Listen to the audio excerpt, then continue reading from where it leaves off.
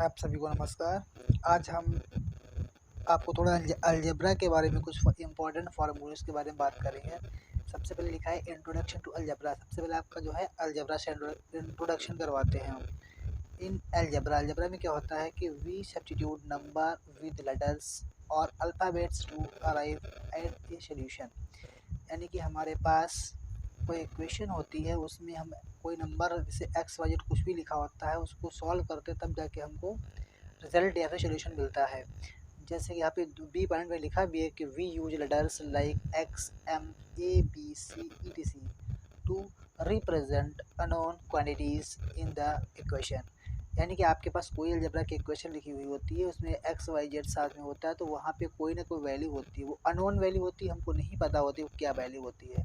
ठीक है, तो अब बात करते हैं इम्पॉर्टेंट अलजेब्रिक फार्मूलेज। ठीक है, तो सबसे पहले ये ए प्लस बी का होल स्क्वायर सबको पता होता है, हर एक बच्चे को पता है। ये जो हम आपको सिखाने जा रहे हैं आज, तो काफ़ी लंबे चौड़े फार्मूले हैं। तो जो अभी आपको सबसे ऊपर दिख रहा है ए प्लस बी का होल स्क्वायर, तो ये सब बच्चों को पता होता है। क्या होता है बच्चा इसके लिए?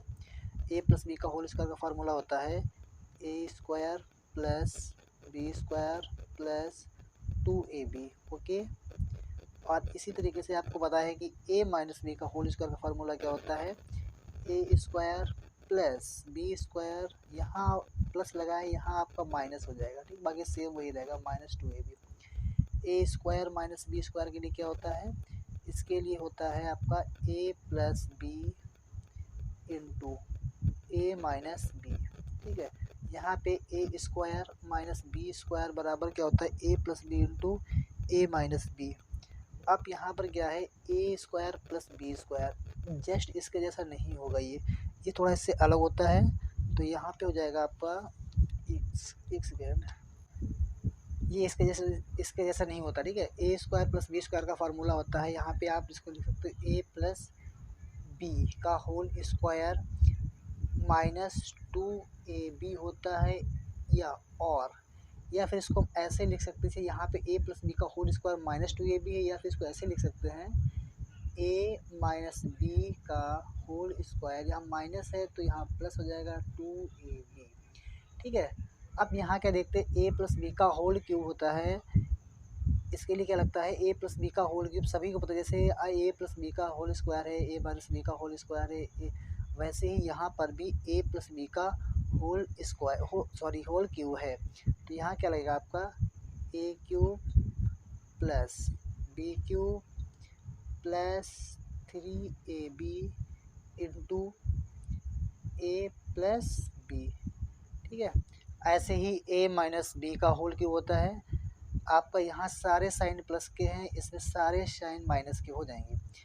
ए cube minus B cube minus 3ab into A minus B. ठीक है, अब जैसे यहाँ पर अभी हम लोग A square plus B square पढ़ा था, वैसे ही यहाँ पर भी है कि A cube plus B cube है, तो इसके लिए क्या बन जाएगा?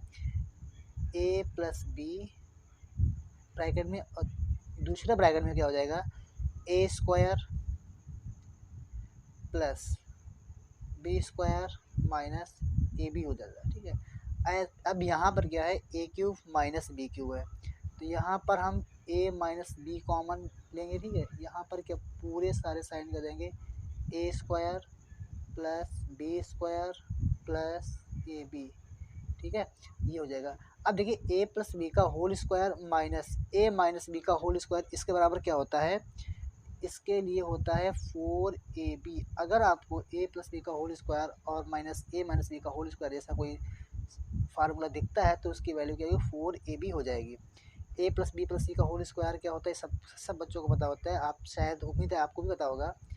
ए, ठीक है, इसके लिए क्या होगा? A square plus B square plus C square plus 2ab plus 2bc plus 2ca। ठीक है, अब देखिए यहाँ पे क्या है? A cube plus B cube plus C cube minus 3abc। अगर ये कंडीशन लागू होती है तो वहाँ पे क्या होता है? आपको लिखना पड़ेगा सबसे पहले A plus B plus C. ठीक है, A plus B plus C लिख लिया आपने। अब क्या करना है? A square plus B square plus C square minus लगेगा आप A B minus B C minus C A. ठीक है, अब ऐसे देखिए यहाँ पे if A plus B plus C is equal to zero है, यानी कि ए बी और सी को आप जोड़ेंगे यानी कि ऐड करेंगे, अगर ज़ीरो आ जाए तब क्या होगा, A cube plus B cube plus C के बराबर क्या होगा, 3ab होगा। यहाँ कन्फ्यूजन वाली बात यह है आप लोगों के लिए कि ए प्लस बी प्लस सी यानी कि जोड़ने पर जीरो कैसे आएगा।